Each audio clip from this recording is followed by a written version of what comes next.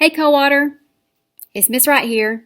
As you know, it's Read Across America week, and I'm going to read you guys a story today.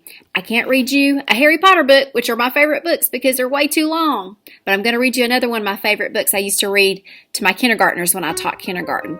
As you see, I've got my Hogwarts cap on today, so I'm going to read a story about caps. It's called Caps for Sale by Esfer Slobodka. I think that's his name. I can't really say it, but I'm going to read it, and I hope you enjoy it as much as I enjoy reading it. Caps for Sale by Esfer Slobodkina. Once there was a peddler who sold caps, but he was not like an ordinary peddler carrying his wares on his back. He carried them on top of his head. First he had his own checkered cap, then a bunch of gray caps, then a bunch of brown caps, then a bunch of blue caps, and on the very top, a bunch of red caps. He walked up and down the streets, holding himself very straight so as not to upset his caps. As he went along, he called, "Caps! Caps for sale! 50 cents a cap!" One morning, he couldn't sell any caps.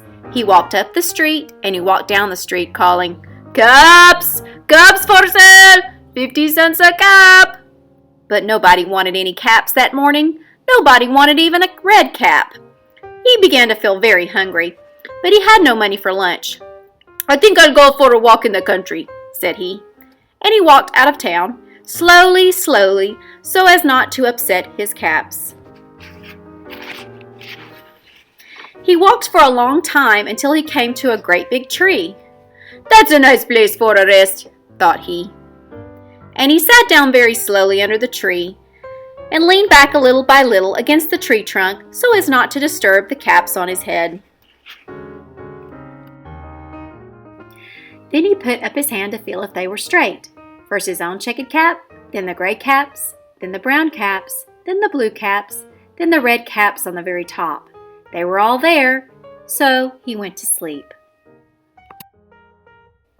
He slept for a long time.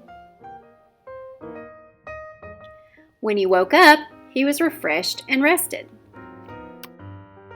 But before standing up, he felt with his hand to make sure his caps were in the right place. All he felt was his own checkered cap. He looked to the right of him, no caps. He looked to the left of him, no caps. He looked in the back of him, no caps. He looked behind the tree, no caps.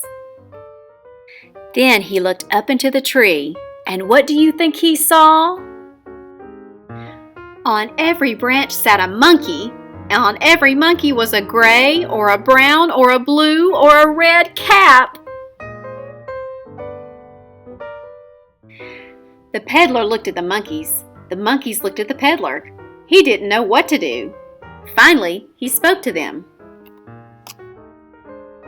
"You monkeys, you," he said, shaking a finger at them. "You give me back my caps." But the monkeys only shook their fingers back at him and said, "Zit, zit, zit." This made the peddler angry, so he shook both hands at them and said, "You monkeys, you give me back my caps."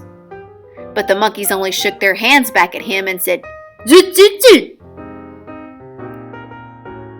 Now he felt quite angry.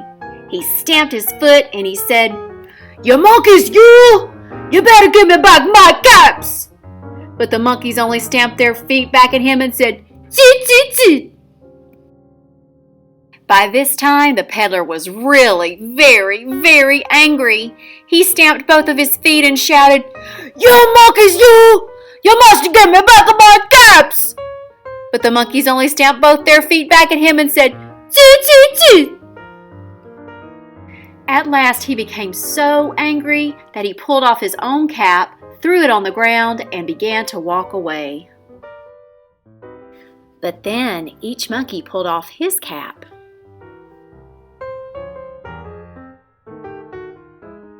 And all the gray caps and all the brown caps and all the blue caps and all the red caps came flying down out of the tree.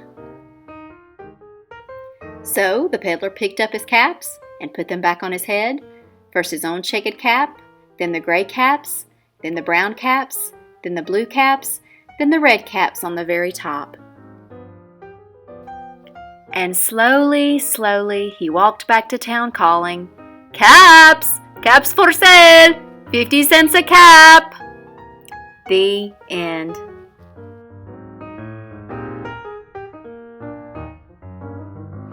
I hope you enjoyed Caps for Sale. Now get out there and read, you monkeys, you. Bye.